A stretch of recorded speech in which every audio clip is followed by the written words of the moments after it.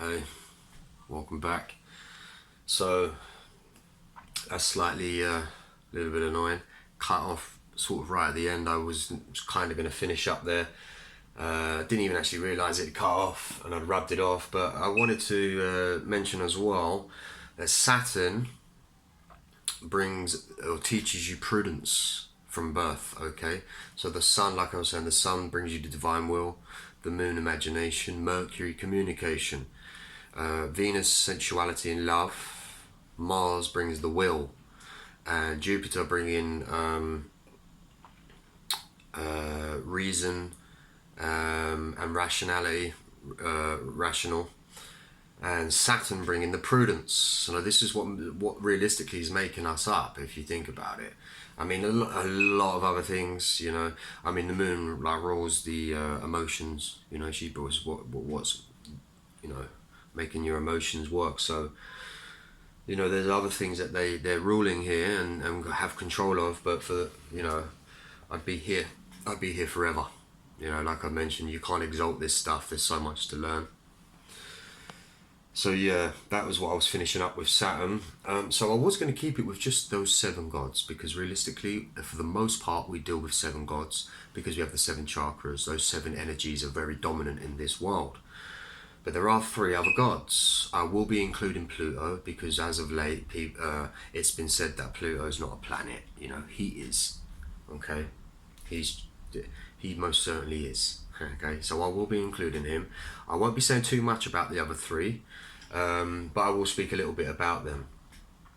So the next one after Saturn is Uranus. Okay, now remember when I was saying about Zeus in Greek mythology overthrew his father Kronos for rulership, and I said at the end of the Golden Age that Saturn had most of the rulership over. When that came to an end and the Iron Age took over, it was Jupiter's turn, and that's when the Romans came along and sort of started dominating the world. So Jupiter Zeus overthrew his father Saturn, Kronos. Okay, now we're talking about Uranus, which is Saturn's father. Okay, Saturn's father. Now Saturn was doing the same thing. Saturn wanted to rule as well.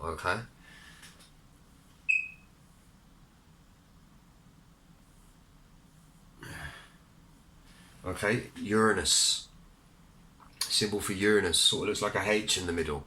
So the reason why that is because the guy who discovered Uranus was named Herschel. So that's how we get that. But Uranus, the word, see, this is why I wanted to keep it with just the seven, because it's 7 days a week. It just kind of fitted in, but these guys are still there. You know, we're in the age of Aquarius. Uranus rules Aquarius, so Uranus and Aquarius are ruling the earth right now. So Uranus, the word Uranus actually means, or comes from, the word heaven. Okay, because Uranus is dwelling in the firmament crystalline sea. You know, the firmament above us. So the Uranus is dwelling in there with all the stars. So Uranus means heaven. Now check this. Ur means gold. Yeah? Or this means the same thing. Gold. Before it was Uranus, it was Uranus. So this was an O. Okay, which means gold. Is, you know, that's what that means. And also, you know, with the sun ruling Leo, the month of Leo is in August. The August one is the, see, also AU is the same. All these all mean gold, because so the sun is the golden one, and also Leo in that month is the hottest. It's the golden month. Okay, so these mean golden. Uranus is, like I mentioned before, the rebellious one. Okay, he is. Don't you ever, ever, ever, ever, ever try and tell me what to do. Same with Aquarius. Yeah. So you can't be telling them what to do. Especially if they have Mars in Aquarius. You do not even bother trying to tell them what to do. So yeah, I mean, he's the truth seeker, the exposer, you know, the unpredictable one. He's all about seeking truth, sharing information. Yeah. Highly spiritual as well. I'm probably missing a couple of things here, but in this age of Aquarius, I've read in books from very smart people who are making predictions which are coming true, saying that in this age Russia are going to rule. Okay, so I'm not going to talk too much about what's going on, yeah, but I know why it's happening and where it's going. Okay, and it's all to do with this new age. Okay, Russia is going to dominate the world, and the reason why is because whoever isn't following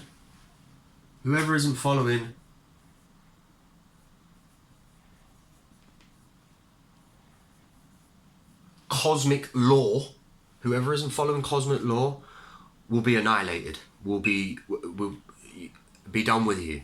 We're in the new age. This is the age about humanity. Yeah, you're probably thinking, what? Like, look what Putin's doing. No, there's so much more going on than what you're seeing on your news. I promise you. So yeah, whoever ain't following the cosmic law. What is the cosmic? It's the macrocosm. It's the heavens. Russia will be following the laws of the gods. The new age, Aquarian age, the Uranus. This is the new god of this age. If you ain't getting in tune, you're going to be quite confused about what these people are trying to do. I've already exposed NATO, who they are. They are the ones we want to stay away from. They're the ones that we need to get rid of. Oh, trust me. Anyway, so that's what that is all about. I could talk quite a while about this stuff, but I'm not going to. But also I wanted to just say as well, you know, like even the China thing at the very beginning, I was talking about China. As soon as it kicked off, I was all like, yeah, give it a little bit of time, China's going to get right involved. Everyone was like, no. I was all like, oh, you're going to see. And now look, China's right there with Russia. China, have you seen what they do with their children at school and stuff? They take time out, right, in the day, yeah, thousands of them, and they all sit or line up in certain positions that create geometry shapes, okay, that create energy, and they all sit there meditating, projecting good energy back out into the world. And what are our kids doing? Sitting there on the phone watching Nicki Minaj twerk. Something seriously wrong. Must remember, the West is death, the East is life. The eastern side of the world have already completed their spiritual journeys through the last 6,000-7,000 years. The West has not done that. We have not found our spirituality yet. It's our time now. This is why the West are going to be getting it, because we need to shape up. So I'm going to leave that one there. Spoke a bit too much about that one, or too long, should I say. Not too much, because you can't say too much. But yeah, I want to move on to Um, yeah, Neptune. Okay, symbol for Neptune. Um, Neptune is, he's the one that's going to teach it. He's deeply spiritual. He's the deep waters of Pisces. So he's very, very spiritual. He will teach us a lot about our spirituality. He's the one who puts on the rose-colored glasses so we don't see things very clearly, and then he'll lift them up, and then we're like, oh, your reality kind of takes a drastic turn or crumbles. But yeah, this is who Neptune is. Like I said, ruling Pisces. Neptune's the mystical one, the magical one. It's like trying to grab a handful of smoke. I learnt that from someone who said that, and I thought it was very interesting the way they said it. It was, he's like trying to grab a handful of smoke. You can't do it. You can't. So, I mean, Neptune is actually Poseidon.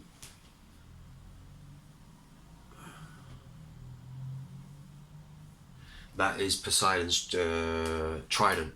That's his trident. At least the top half of it for the most part. And Neptune rules the seas, the oceans. Okay, this is why Poseidon is in the oceans, because Poseidon is Neptune. All right. I should really say some more on Neptune there. Yeah, I mean, Neptunes can be quite strong in a birth chart, like very, very, very strong. I know I've done readings for a lot of people where they will have Neptune in their the first house. Not even depending on what sign it's in. It doesn't even necessarily have to matter too much. It does matter. You need to compensate for that energy going on, but Neptune can make you think to yourself for your whole life. Who am I? I don't quite know who I am. Feel a little bit lost most of the time. That's Neptune.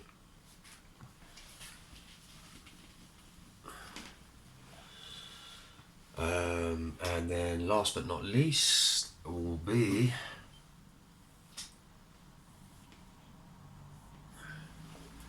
Pluto. Okay? Pluto, powerful, one of the most powerful gods up there. He takes Jupiter and Mars, Jupiter and Neptune run for their money. Now Mars, I would have said Mars, to be fair, because of Mars's war, fighting and etc. But the gods that most gods that are higher than another god are normally more powerful than the ones below. Okay, but Jupiter is so big and so powerful and strong. He considers himself, unmatched. Like no one can match me.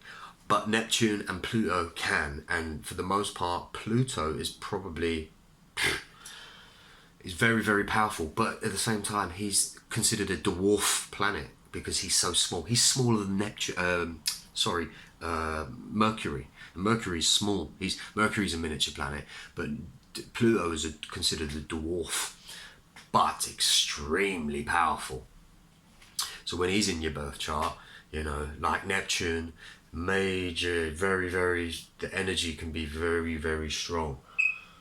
Neptune is considered to be Hades in mythology, Greek mythology. The one who eats his children and stuff like that, blah, blah, blah. Saturn does the same thing, Satan, so the one who gobbles his children. There's stories, but they're stories that come from up there because they're actually gobbling up their stars. They gobble things up. But they make Satan the devil, and then the ones that he's gobbling up are us, and it's not how that works. It's just a story that comes from all this. So Pluto is considered to be Hades, okay, the one who rules the underworld.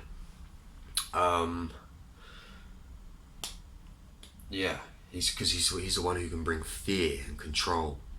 So, yeah, when Pluto was discovered, that's when we discovered plutonium. Plutonium.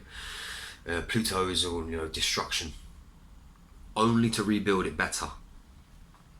So whoever's using plutonium, whatever they're doing with it, they have to make sure that they redo or rebuild something better than it once was, because that is the energy or what Pluto is expecting if you're going to use his energy.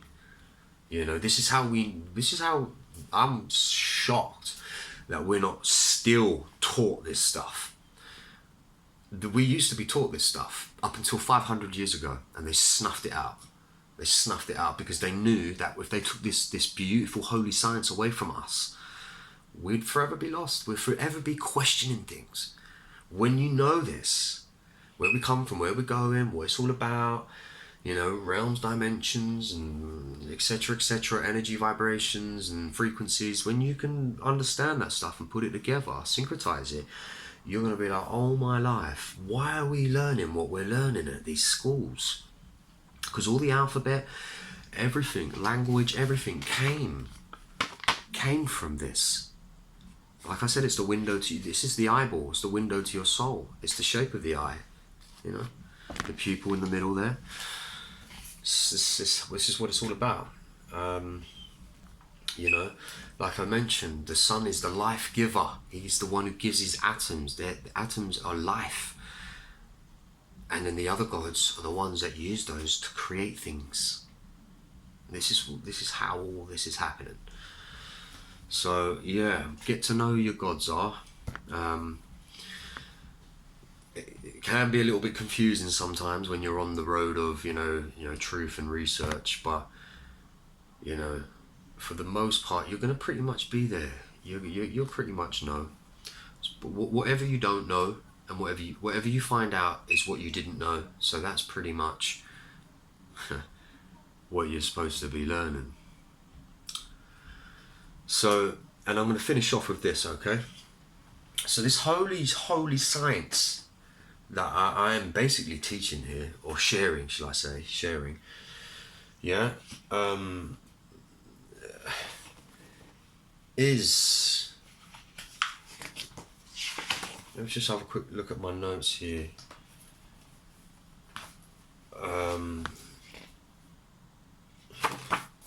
So, this holy science,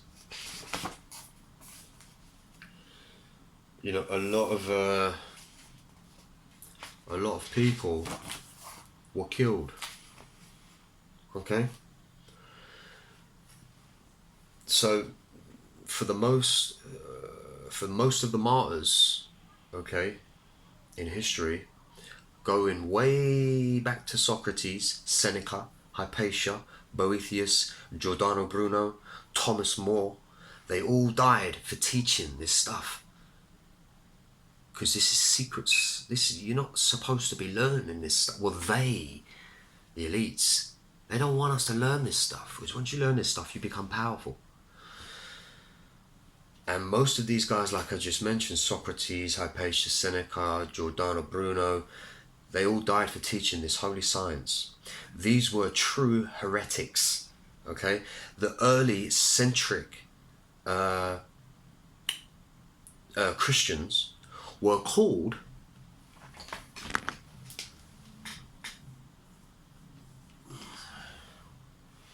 right?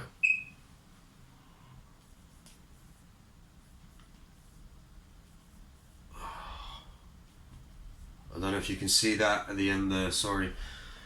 Since the early Christians were called solar Heliognostics, okay? They weren't called necessarily Christians. The word Christian came from the word Christ. Christ is Christos, oil that comes from the manna from heaven, head. So, Christians, you are solar Heliognostics, okay? Which means sun knowers.